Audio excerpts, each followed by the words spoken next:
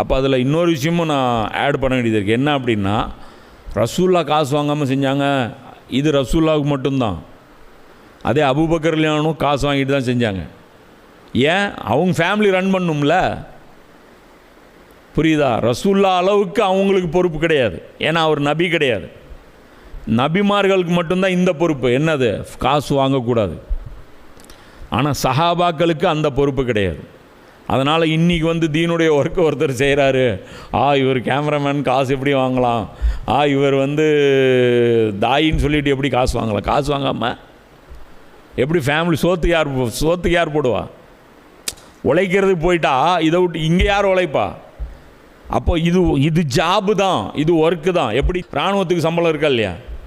அப்போ செத்தா சொர்க்கம் இருக்கா இல்லையா? அப்போ காசுக்கு தானே இராணுவ சண்டை போட போகிறீங்க. அப்போ காசு வாங்கிட்டு சண்டை போடுறவனுக்கு மட்டும் சொர்க்கம் இருக்கா? புரியுதா? காசு வாங்கிட்டு அவங்க ஜியாதுக்கு போனால் அது சொர்க்கம் இருக்கா இல்லையா? கனிமத்து கிடைக்குதா இல்லையா? அது இருக்குது. நபிமார்களுடைய கணக்கு தனி, இதை புரிஞ்சுக்கணும்.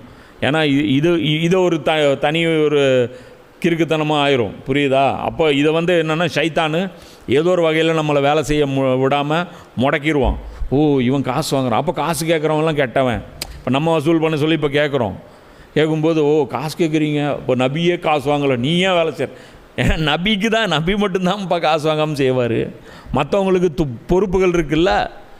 அப்போ அவங்களுக்கு ஃபண்டு கொடுத்தா தானே. அப்போ பிரிண்டிங் அவன் பண்ணுவான். இப்போ நீ குரான் பிரிண்ட் பண்ணுறதுக்கு காசு கொடுக்காமல் பிரிண்ட் பண்ண முடியுமா? நல்ல காரியம் ஃப்ரீயாக பண்ணி கொடுங்க. யார் பண்ணி கொடுப்பா?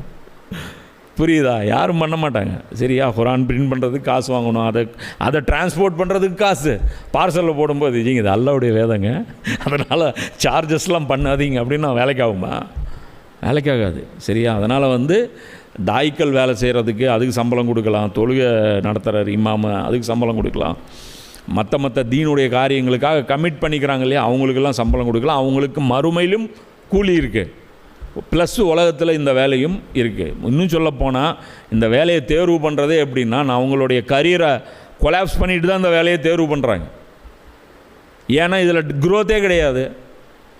என்னடா அதுக்கு போய் வியாபாரம் பண்ணால் 4 காசு நல்லா சம்பாதிக்கலாம்.